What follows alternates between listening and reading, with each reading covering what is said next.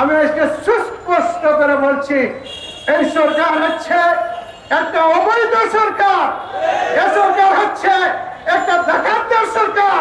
এই সরকার আল্লাহর এমন বোঝা যে শিশুরাও দর্শন থেকে বাঁচতে পারছে না, নারীরা বাঁচতে পারছে না, মানুষ ঘরে ঘুমাইতে পারছে না। চাঁদাবাজি, সন্ত্রাসী, দোকানে গিয়ে দোকানদারকে পিটায়। ব্যাংকে রাখতে পারেন না টাকা, ঘরে বলবিদারকে রাখবে, তখন ঘরে গিয়ে ডাকাতি করবে, পুলিশ নামে ডাকাতি করবে, র্যাব নামে ডাকাতি করবে। এই সরকার যারা ইসলামী ব্যাংকের 82% শেয়ার বন্দুকের নলের মাধ্যমে ডাকাতি করে নিল, আর সেই এস আলম গ্রুপ সেই ডাকাতদেরকে এ সরকার আশ্রয় দিয়েছে। সুতরাং এই সরকার হচ্ছে ডাকাতদের সর্দার সরকার। সুতরাং এখানে শুধু শেষ নয়, এই সরকার আল্লাহর এমন বোঝা যে শিশুরাও দর্শন থেকে বাঁচতে পারছে না, শিশুরাও হত্যা থেকে বাঁচতে পারছে না, নারীরা বাঁচতে পারছে না, মানুষ ঘরে ঘুমাইতে পারছে না। চাঁদাবাজি, সন্ত্রাসী, দোকানে গিয়ে দোকানদারকে পিটায়। এই ধরনের অবস্থা হচ্ছে কিনা বলেন? সুতরাং এই সমস্ত অবস্থা থেকে যদি আমাদেরকে বাঁচতে হয়, আমি আজকে সুস্পষ্ট করে বলছি, এই সরকার হচ্ছে একটা অবৈধ সরকার। এই সরকার হচ্ছে একটা ডাকাতের সরকার। সুতরাং এই সরকারকে এই জনগণ বরদাস্ত করবে না ইনশাআল্লাহ। এর জন্য আমাদের বেশি কাজ লাগবে না। আমাদের দুইটা গুণ, সৎ এবং যোগ্য এবং দেশপ্রেমিক লোকদেরকে খোঁজ করে বাছাই করে বাহির করতে হবে। আর এই জাতিকে ঐক্যবদ্ধ হতে হবে।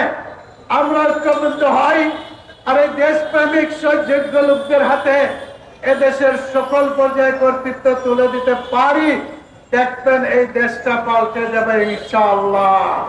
তাই আল্লাহ বলছেন, ইন তানসুরুল্লাহ ইয়ানসুরকুম ইউসাব্বিত আকদামাকুম। তোমরা যদি আল্লাহকে সাহায্য করো, তাহলে আল্লাহ তোমাদেরকে সাহায্য করবে, তোমরা টিকে থাকবে।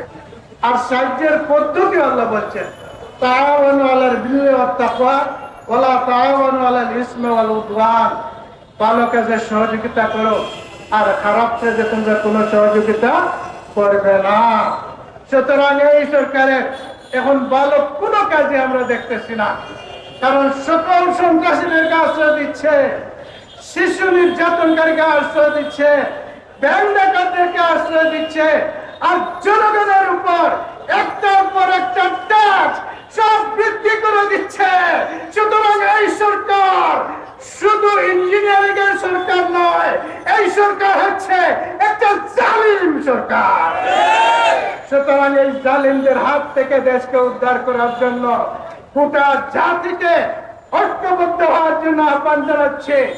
ইনশাআল্লাহ জামাত ইসলামী আপনাদের পাশে নয়, আপনাদের নেতৃত্বে থাকবে এবং জামাত এই ময়দানে নেমে গেলে এই সরকার পালানোর কোনো সুযোগ পাবে না ইনশাআল্লাহ। তাই এই জনগণকে নিয়ে আমরা আন্দোলনে নামতেছি।